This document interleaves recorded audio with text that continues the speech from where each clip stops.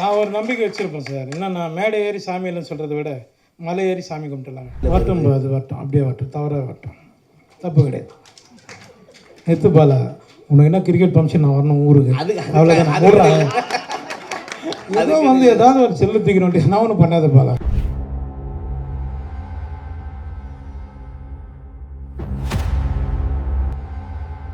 எல்லாருக்கும் வணக்கம். கிணத்த காணும் படம் வந்து எனக்கு ரொம்ப முக்கியமான படம்.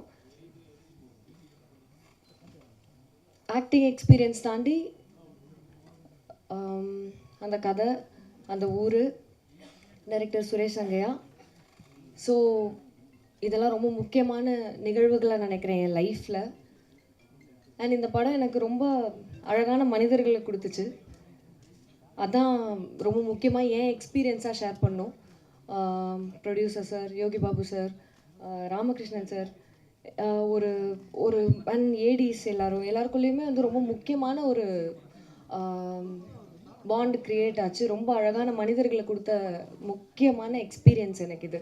ஸோ இது என்னை பற்றி. அது இல்லாமல் இந்த படத்தை பற்றி இது ரொம்ப ரொம்ப முக்கியமான படமாக பார்க்குறேன். வெரி பொலிட்டிக்கல் அண்ட் ஆல்சோ சைக்கலாஜிக்கல்னு சொல்வேன். ரொம்ப இம்பார்ட்டண்ட்டான விஷயங்களை ரொம்ப அழகாக பேசியிருக்கு. அண்ட் எனக்கு ரொம்ப ரொம்ப அழகான ஒரு ரோல் கொடுத்துருக்காரு எங்கள் டைரக்டர். Thank you so much. உங்களுக்கெல்லாம் நிச்சயமாக இந்த படம் பிடிக்கும்னு நினைக்கிறேன். தேங்க்யூ. எல்லாருக்கும் வணக்கம். கிணத்த காணோம். அதுக்கு முன்னாடி ஒரு நல்ல இயக்குனரை தமிழ் சினிமா நம்ம மிஸ் பண்ணிட்டோம் அப்படின்னு தான் சொல்லணும். ஏன்னா ஷூட்டிங் ஸ்பாட்டில் வந்து அவ்வளோ ஒரு மாதிரி ரேச்சல் வந்து எப்படியாவது அவரை வந்து சேவ் பண்ணிடணும்னு நிறைய முயற்சி பண்ணியிருக்காங்க. ட்ரிப்ஸ் போடுவார், ஷார்ட் எடுப்பார், ட்ரிப்ஸ் போடுவார், ஷார்ட் எடுப்பார். அவர் யோகி பாபு சார் அவர் மேலே எடுத்துகிட்ட கேரிங்கு இதெல்லாம் பார்க்கும்போது ஒரு டைரக்டரை வந்து ஒரு ஆக்ட்ரஸாக வந்து எவ்வளோ கேர் பண்ணியிருந்தாங்க அப்படின்றது வந்து இந்த ஷூட்டிங் ஸ்பாட்டில் பார்க்க முடிஞ்சுது.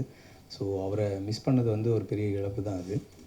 அஃப்கோர்ஸ் அவர் வந்து இல்லைனாலும் ஒரு மிகச்சிறந்த படைப்பை இங்கே விட்டுட்டு போயிருக்காரு அப்படின்னு தான் சொல்லணும். கிணத்து காணம் வந்து அரசியல் ரீதியாகவும் சரி, நம்மளோட பண்பாடு கலாச்சாரமாகவும் சரி, இதை ரொம்ப ஆழமாக இந்த படம் பேசும் அப்படின்னு நான் நம்புகிறேன் நான். ஏன்னா அவ்வளோ ஒரு பிரமாதமான ஒரு ஸ்க்ரீன் ப்ளே இதுக்குள்ளே இருக்கும். அதை வந்து இன்னும் ரொம்ப நெருக்கமாக கொண்டு போய் சேர்த்ததில் வந்து அவர் இசையமைப்பாளர் நிவாஸ் கே பிரசன்னாவோட பங்கு மிகப்பெரிய ஒரு பங்கு அது இருக்கும். மகிழ்ச்சிங்க, வாழ்த்துக்கள். அஸ் அ டைரக்டரோட ஒய்ஃப் ஸ்டேஜுக்கு வரும்போதே அந்த குட்டி பாப்பா கீழே நின்று கண்கலங்கி ரொம்ப மனசு கஷ்டமாக இருந்துச்சு. அவங்க அம்மா அழுகிறதும் நிச்சயமாக அவருடைய இந்த கனவுக்கு உயிர் கொடுத்த இந்த திரைப்படத்தில் ஒர்க் பண்ண எல்லா டெக்னீஷியன்ஸ்க்கும், எல்லா நடிகர்களுக்கும் என்னுடைய நன்றியை தெரிவிச்சுக்கிறேன். பத்திரிகை நண்பர்கள் இந்த திரைப்படத்தை மக்கள்கிட்ட கொண்டு போய் சேர்க்கணும் அப்படின்னு என்னுடைய வேண்டுகோள். மிக சிறப்பான முதல் திரைப்படத்திலேயே கிடாரியின் கருணை மனு, ரொம்ப அற்புதமான ஒரு வாழ்வியலை சொன்ன இயக்குனர். இந்த திரைப்படம் கதை தெரியலைனாலும் இந்த திரைப்படத்துடைய ஒர்க் பண்ண எல்லாரும் சொல்லும்போது நிச்சயமாக இந்த திரைப்படமும் ஒரு வாழ்வியல் சம்மந்தப்பட்ட அதுக்குள்ளே இருக்கக்கூடிய அரசியலை தெளிவாக சொல்லியிருப்பான்னு நான் நம்புகிறேன். இந்த படத்துடைய ப்ரொடியூசர் பாபு சாருக்கு என்னுடைய வாழ்த்துக்கள். முதல் திரைப்படம். நான் ட்ரீம் வாரியர்ஸ் பிரபுவாக இருக்கட்டும், பிரகாஷாக இருக்கட்டும், நான் மகானில் நான் வந்து படம் பண்ணிகிட்டு இருக்கும்போது அவங்க கோ ப்ரொடியூசர்ஸாக இருந்தாங்க. ஸோ அப்போ இருந்து பிரபு பிரகாஷ் 2 பேரும் எனக்கு தெரியும். அதுக்கு முன்னாடி இருந்து அமல்ராஜ் என்னுடைய நண்பர், அவர் எனக்கு ரொம்ப நல்லா தெரியும். அவர் இந்த திரைப்படத்தில் ஒரு கோ ப்ரொடியூசராக, ஒரு லைன் ப்ரொடியூசராக ஒர்க் பண்ணியிருக்காரு. ரொம்ப ரொம்ப மகிழ்ச்சியாக இருக்குது. ஸோ அதை முதல்ல ஷேர் பண்ணிக்கிறேன். பிரபு, பிரகாஷ், பாபு சார் 3 பேர்கிட்டையும் அப்ளிகேஷன், நிச்சயமாக அமல்ராஜுக்கு ஒரு படம் கொடுக்கணும். ரொம்ப ரொம்ப மகிழ்ச்சி. இந்த திரைப்படம் மிகப்பெரிய வெற்றி அடையும். அதுக்கு தான் வர சொன்னேன். அப்படியே சொல்லி பேப்பர் எழுதி கொடுத்தா அப்படி இல்லைங்க, அப்படிலாம் மேடையெல்லாம் பேசணுங்க, அப்போ தானுங்க ஏதாவது நடக்கும். ஸோ அண்ணன் அதுக்கு தான் பழனியப்பண்ணா அதுக்கு தான் வந்திருப்பான்னு நினைக்கிறேன். ஸோ ரொம்ப மகிழ்ச்சியாக இருக்குது. இந்த திரைப்படம் எல்லார் மத்தியிலையும் கொண்டு போய் சேருங்க. இந்த திரைப்படத்தோடைய ரோலில் அவ்வளோ ஒரு இம்பேக்ட் க்ரியேட் பண்ணிட்டு தான் நம்மளை அந்த தேட்டரை விட்டு அனுப்புவார் அப்படின்னு சொல்லலாம். Can we have actor Kavitha Bharathi அவர்கள் டு ஷேர் ஃபியூ வேர்ட்ஸ்?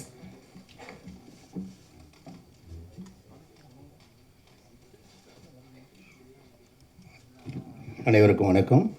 இவ்வளோவெல்லாம் பாராட்டி சொன்னோன்னே வேறு யாரையோ கூப்பிட்றாங்கன்னு நினச்சேன் நான். அது எனக்குன்னு நினைக்கல. இந்த படத்தினுடைய ஒவ்வொரு ஃப்ரேமிலும் வாழ்ந்து கொண்டிருக்கிற இயக்குனர் சுரேஷ் சங்கை அவருக்கு என் வணக்கம்.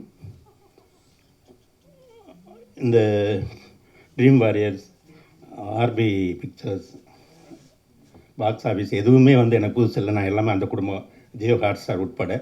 அதனால் நான் வாழ்த்துறதுங்கிறது இல்லை, அவர்களுக்குள் ஒருவனாக இருந்து தான் நான் இங்கே பேசுகிறேன். தம்பி இந்த படத்தினுடைய கதாநாயகன் யோகி பாபு, லவ்லின், தம்பி ராமகிருஷ்ணன் உள்ளிட்ட நடிகர்கள், தொழில்நுட்ப கலைஞர்கள், இசையமைப்பாளர், பாடலாசிரியர் அனைவருக்கும் வணக்கம். ஊடகத்துறை நண்பர்களுக்கு வணக்கம் என்று நான் விரும்புகிறேன், வாழ்த்துகிறேன். எனக்கு ஏதாவது இன்னொரு 2-3 நிமிஷம் மிச்சம் அந்த நிமிடங்களை நான் என் தலைவன் கருப்பழனியப்பனுக்கு கொடுத்து விட்டு நன்றி வருகிறேன். வணக்கம். எல்லாருக்கும் வணக்கம். எல்லா ப்ரெஸ் அண்ட் மீடியாவுக்கும் வணக்கம். ஃபர்ஸ்ட்லி நான் ரொம்ப சாரி ஃபார் பீயிங் லேட். நான் 4 மணிக்கே ரெடி ஆகிட்டேன். ஆனால் அம்மா தான் இன்றைக்கி லேட் பண்ணாங்க. ஆனால் அம்மாவோட ப்ரெஸ் மீட்னா 6 PM 5 PM இருப்பாங்க அங்கே. ஸோ ஓகே, கிணத்து காணும். ஃபர்ஸ்ட்லி இது ரொம்ப ஸ்பெஷலான படம் எனக்கு. இது அயலிக்கு அப்புறம் இந்த வாய்ப்பு கிடச்சிச்சு. அண்ட் சுரேஷ் சங்கை சார் இன்னைக்கு ரொம்ப எமோஷனாக இருக்கேன். ஏன்னா firstly to C his wife and his daughter ரொம்ப ஃபீல் பண்ணுறேன். ஏன்னா it was his dream project and sir நிறையா ஹார்ட் ஒர்க் பண்ணாங்க. And even in his time of his illness he was still working really hard. And firstly Ramesh sir and Jagan sir, thank you for being such an amazing producer. Hotstar for backing up, Box Office Studio for backing such a good content film. Yogi Babu sir, you are a wonderful co-star to me. நீங்கள் ரொம்ப humble, கிரவுண்டடான star and என்ன மாதிரி aspiring ஆக்டர்ஸ்க்கு ஒரு true inspiration. Thank you so much. Thank you PRO Venkatesh for doing such amazing promotion. Thank you. கிணத்த காணும் படத்தின் அறிமுக விழாவிற்கு கலந்து கொள்ள வந்திருக்கும் பத்திரிகையாளர்களும் நண்பர்களையும் வணங்கி மகிழ்கிறேன். இயக்குனர் நெல்சன் சொன்னது போல் ஒவ்வொருத்தரையும் தனிப்பட்ட விதத்தில் தனக்கு தெரியுங்கிற சொல்லியிருந்தார் இல்லையா, அப்படி இந்த படத்தில் தொடர்புடைய எவரையும் தனிப்பட்ட விதத்தில் எந்த வகையிலையும் அறியாத வேணாம். எனக்கு தயாரிப்பாளர் ரமேஷ் பாபு அவர்களை எனக்கு 8 வருஷமாக தெரியும், 10 வருஷமாக தெரியும், 12 வருஷமாக தெரியும். எல்லாரும் சொல்லியிருந்தாங்க. எனக்கு நேற்று தெரியும். ஆனால் என்னென்னா, அந்த ரமேஷ் பாபுவை பற்றி தொடர்ந்து நான் கேட்டுகிட்டு இருந்திருக்கேன். உதவி இயக்குநர்கள் எல்லோரும் சொல்லி சினிமாவில் எவர் வெற்றி பெறுவார் என்றால், எவரெல்லாம் உதவி இயக்குநர்களை பொன்னை போல பார்த்து கொள்கிறார்களோ அவர்கள் வெற்றி பெறுவார்கள் என்பது என்னுடைய நம்பிக்கை. தன் படத்தில் இருக்க உதவி இயக்குநர்கள் இல்லை, பொதுவாகவே தன் படத்தில் வேலை செய்கிற ஆளை நல்லா பார்த்துக்கிறதே அதிகம். அப்படிலாம் ரமேஷ் பாபு எங்கெல்லாம் உதவி இயக்குனர் யாராவது சொன்னார்னா உடனே நின்று அவரோட பேசி ஜெகன் சொல்கிற மாதிரி சிட்டிங்கை போட்டு அதுக்கப்புறம் கிளம்புறவர். எனக்கு சாய்ராம்னு சொல்கிற ஒருத்தர் சிட்டிங்கும் போடுவார்னா ஒரே குழப்பமாக இருந்துச்சு. என்னடா சிட்டிங் போடுறாள், சாய்ராம்ங்கிறாரு, சாய்ராம் சிட்டிங் போடுறாரு அப்படின்னு. ஆமாம், நான் அப்படி தான் டேரக்டர் வசந்த் ஒரு தடவை விளம்பரம் பண்ணும்போது சாய் வசந்துட்டார், நான் வேறு யாரோ போலன்னு நினச்சி கடந்து போயிட்டேன். அப்புறம் தான் அந்த வசந்த் தான்ப்பா இந்த சாய் வசந்துனாங்க. அந்த மாதிரி இப்படி இதுவே என்னோட பெரும் நட்பு கொண்டிருப்பு தயாரிப்பாளர் என்பதை விடவும், இன்றைக்கி ஒரு இயக்குனர் இல்லாத பொழுது அவர் படத்தை, அவரின் பெயரை சொல்லி, அவரை கொண்டாடி, அவரை பாராட்டி பேசுகிற ஒரு தயாரிப்பாளர் அரிதுன்னு அரிது. அதற்காக ரமேஷ் பெருவெற்றி பெறணும். ஏன்னா எல்லா படமும் ஆரம்பிக்கும் போது இயக்குனரும் நடிகரும் போல உலகத்தில் சிறந்த நண்பர்கள் இருப்பதே இல்லை. படம் முடியும் போது அவர்கள் இதுவரை போல மிகச்சிறந்த எதிரிகள் இருப்பதே இல்லை தமிழ் சினிமாவில். அப்படி இருக்கும்போது படம் முடிந்த பிறகும் அந்த இயக்குனரை கொண்டாடி கொண்டிருக்கிற அவருடைய இல்லாமையில் அந்த இயக்குனரை கொண்டாடி கொண்டிருக்க ஒரு தயாரிப்பாளர் போற்றத்தக்கவர். அந்த வகையில் ரமேஷ் பாபு தொடர்ச்சியாக நாம் எல்லாராலும் போற்றப்பட வேண்டியவர். யோகி பாபு பற்றி எல்லாரும் பேசிகிட்டு இருந்தாங்க. குறிப்பாக வசமல் பேசும்போது இந்த கிணத்த காணோம் அப்படிங்கிற இந்த தலைப்பே வந்து ஒரு பொலிட்டிக்கல் ஸ்டேட்மெண்ட் ஆயிடுச்சு அப்படின்னு சொன்னார். வடிவேலு பேசின எல்லா வசனங்களும் தமிழ்நாட்டில் இன்றைக்கி ஒரு பொலிட்டிக்கல் ஸ்டேட்மெண்ட். வடிவேலுங்கிற ஒரு மனிதன் இல்லாமல் இன்றைக்கி தமிழ்நாடு விடிவதில்லை, தமிழ்நாடு முடிவதில்லை. எல்லாரும் ஏதாவது ஒரு வகையில், அது கோயம்புத்தூர்காரரோ விழுப்புரத்துக்காரரோ கன்னியாகுமரிக்காரரோ அவ்வளோ பேரும் வடிவேலுடைய மதுரை ஸ்லாங்கில் சொல்லவே இல்லை அப்படின்னு சொல்லாத நாளே கிடையாது. வடிவேலுடைய செய்தி எல்லாமே ஏன் பொலிட்டிக்கல் ஸ்டேட்மெண்ட் ஆகுது? வடிவேலு சொன்ன 2 வரி பூரா அப்படின்னா நீங்கள் பார்த்தீங்கன்னா, சூரிய நாராயணன் அவர்கள் எழுதிய நோய்களின்றி வாழ முடியாதாங்கிற ஒரு புத்தகம் படிச்சுக்கிட்டு இருந்தேன். அவர் நினச்சிருந்தார், அவர் டைட்டீஷியன், அவர் நினச்சிருந்தார். அந்த புத்தகத்தில் வந்து டொமேட்டோ எஃபெக்ட் அப்படின்னு ஒரு வார்த்தை இருக்குது மருத்துவ உலகில். டொமேட்டோ எஃபெக்ட்ங்கிறது என்ன அப்படின்னா, அது மெடிக்கல் ஜர்னல்கள் எல்லாவற்றிலும் பயன்படுத்தப்படுற வார்த்தை. அதனால் நம்மளை போல அவர்களுக்கு அந்த வார்த்தையினுடைய புழக்கம் தெரியாது, சொல்லாட்சி தெரியாது. எதுக்கு டொமேட்டோ எஃபெக்ட்னு மருத்துவ உலகம் சொல்லுது அப்படின்னா, நேரடியாக நிரூபிக்கப்பட்ட ஒன்றை ஒப்புக்கொள்ள மறுப்பது. இதுதான் விஞ்ஞானம், இதுதான் அறிவியல், இதுதான் நடந்திருக்கு அப்படின்னு எல்லா ஆதாரமும் இருந்தாலும் ஒத்துக்க மாட்டான். ஒத்துக்கலைன்னா அதுக்கு பேர் டொமேட்டோ எஃபெக்ட்னு பேர். அது 86 அமெரிக்காவில் முழுமையாக தக்காளியால் தான் எல்லா நோயும் பரவுதுன்னு வட அமெரிக்கா நம்புச்சு. இல்லைன்னு மருத்துவ ரீதியாக நிரூபித்த பிறகும் வட அமெரிக்காவில் இல்லை தக்காளி தான் காரணம்னு நான் நம்பிக்கிட்டே இருந்தேன். அதனால அதுக்கு பேர் டொமேட்டோ எஃபெக்ட். முயற்சி பண்ணால் அது மெய் வருத்த கூலி தரும். இந்த படம் அத்தனை பேரும் மெய் வருத்த வேலி பார்த்துருக்காங்க. அதற்கான கூலியை எல்லோருக்கும் வந்து சேரட்டும் என்று வாழ்த்தி விடைபெறுகிறேன். நன்றி, வணக்கம்.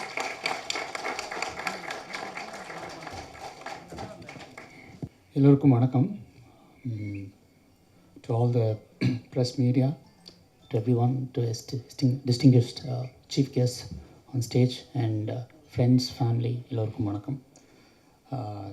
கிணத்த காணம் எனக்கு ஒரு மெமரபிளான ஃபிலிம்.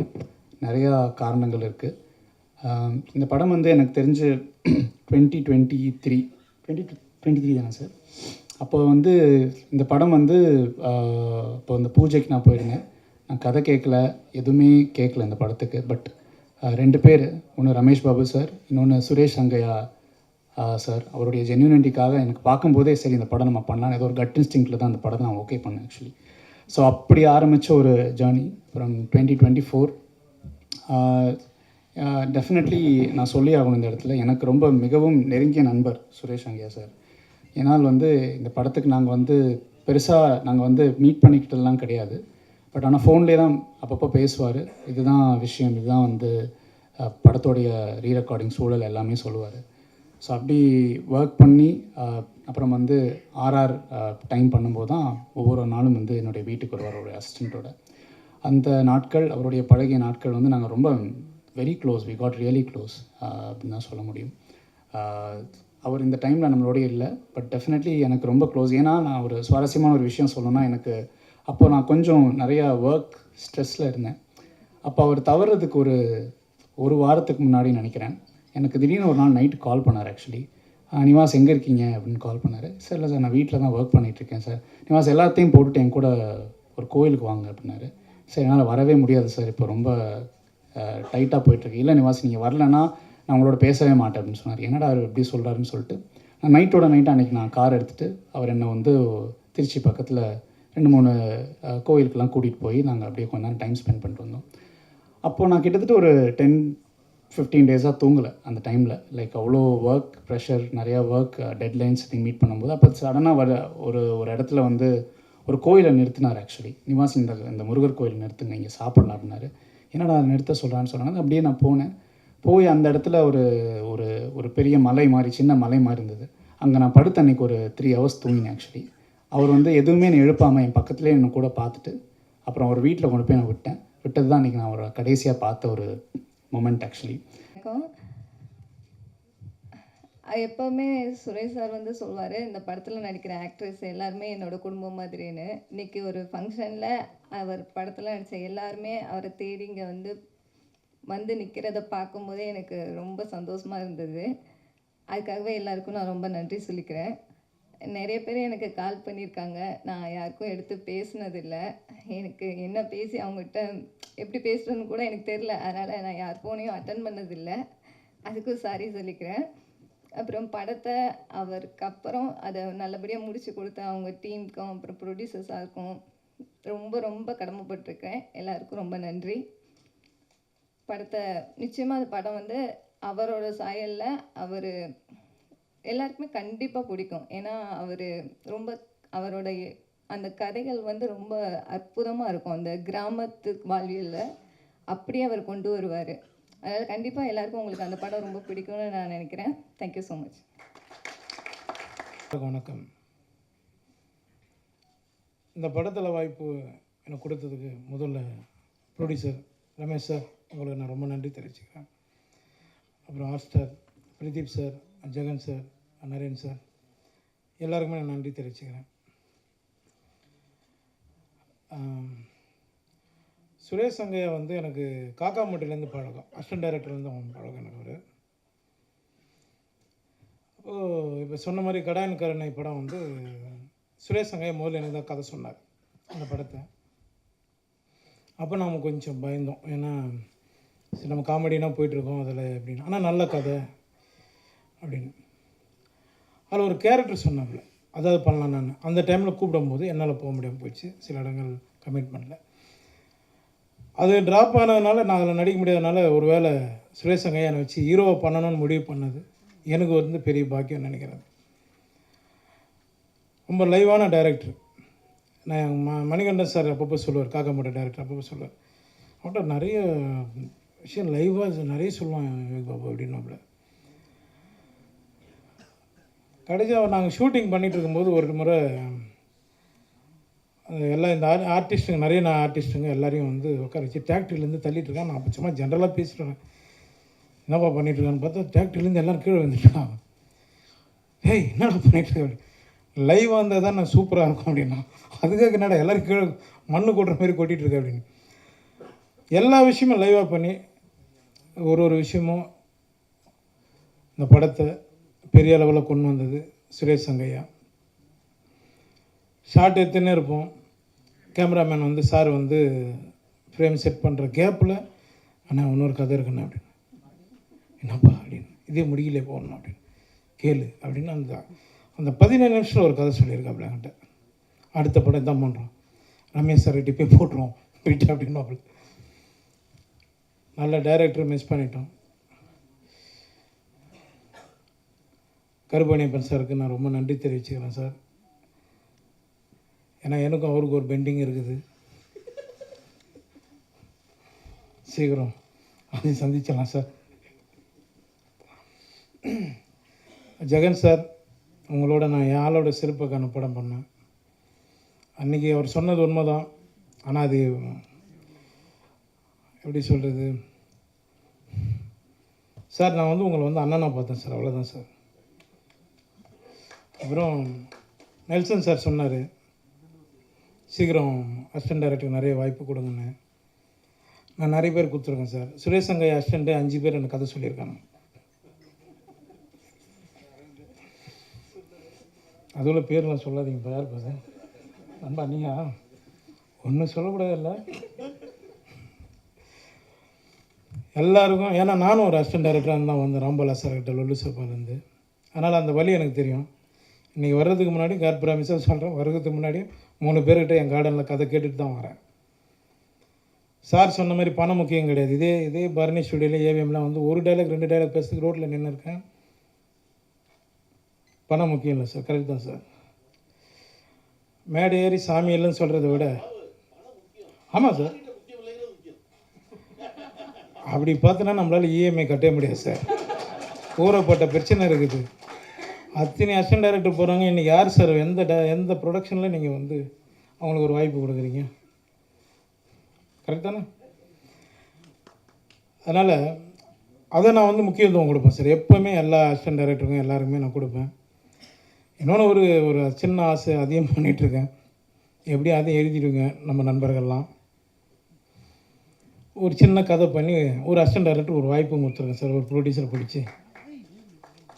அதுக்குள்ளே யார் அதுக்குள்ளே யாரும் சொன்னாங்க, அது எப்படி இருக்குன்றாங்க. சுரேஷ் சங்கையா, நீ வந்து மறைந்தாலும் எங்களுக்குள்ளே இருந்துட்டு தான் இருக்க. நான் அந்த பாப்பா வடிவத்தில் பார்த்தேன். பேச பேச அந்த பாப்பா அழுதுட்டுருக்கு. எனக்கு எதுவும் சுரேஷ் சங்கையை ஃபீல் பண்ணுற மாதிரி இருந்தது அது. அப்புறம் நான் வந்து கடைசியாக வந்து குழந்தை பிறந்ததுக்கப்புறம் தான் இதுவானாப்புல. நான் அந்த குழந்தைக்கு ஒரு இது பண்ணுறேன்னு சொல்லி நான் அசிஸ்டன்ட் டாக்டர் எல்லோரும் அந்த ஃபங்க்ஷனில் சொல்லியிருந்தேன். இப்போ அதை நான் பண்ணி ஆகணும். ஏன்னா அவங்கள மேடம் இப்போ தான் பார்க்குறேன், அவங்க ஒய்ஃபு நேரில். அது உங்கள் முன்னாடியே நான் பண்ணிடலான்னு இருக்கேன். பண்ணலாமா சொல்லுங்கள்?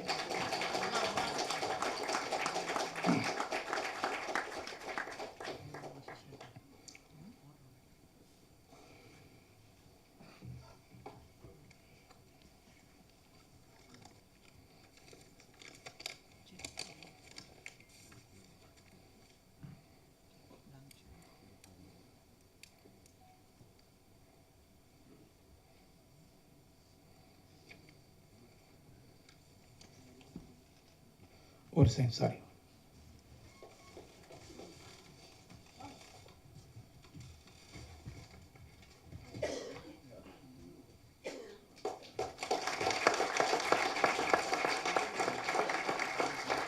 வாங்க, யார் வேணாலும் வாங்க, நான் படம் பண்ணுறேன்.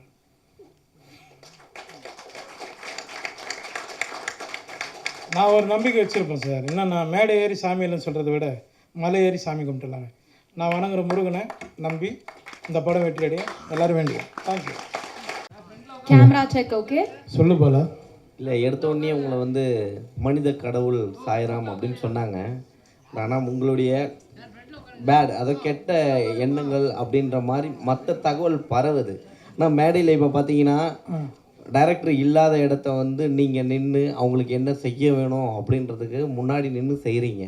பட் இந்த மாதிரியான தகவல் ஏன் உங்கள் சைட்லேருந்து வெளியே வர மாட்டேன்? உங்களை பற்றி தவறான தகவல் மட்டும் முன்னாடி வெளியில் வரட்டும். அது வரட்டும், அப்படியே வரட்டும், தவறாக வரட்டும், தப்பு கிடையாது.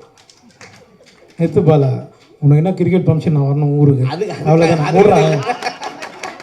ஏதோ வந்து ஏதாவது ஒரு செல்லு தூக்கணும், நான் ஒன்றும் பண்ணாத பாலா. இல்லைண்ணே, உனக்கு தாம்பரத்துக்கு நான் வரேன். இல்லைண்ணே, அது ஒரு வாரமாக கேட்டதில்ல, நான் வரேன். அவள் ஆஃப் பண்ணு. இல்லைண்ணே, வானா நான் சொல்கிறதுக்கு உண்மை. நீ என்ன நான் கேட்டேன்னு எல்லாத்தையும் உங்களுக்கு முன்னாடியே சொல்லி எலெக்ஷன் டைமில் கரெக்டாக தண்ணி டைம் வருது.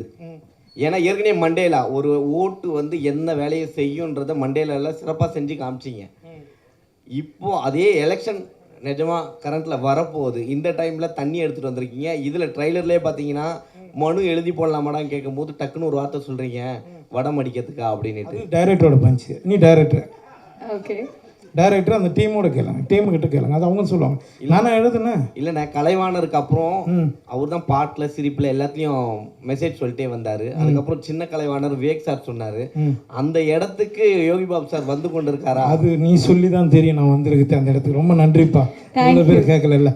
நீ சொல்லி ஹாப்பி. செயின் எங்கேருந்து வாங்கினேன்? வாங்கிட்டு போல 3 ப்ரெஸ் மீட் போய். ஏய், நெக்ஸ்ட் லவ்லன் அவர்கள்கிட்ட கேள்விகள் என்ன கேட்கணும்?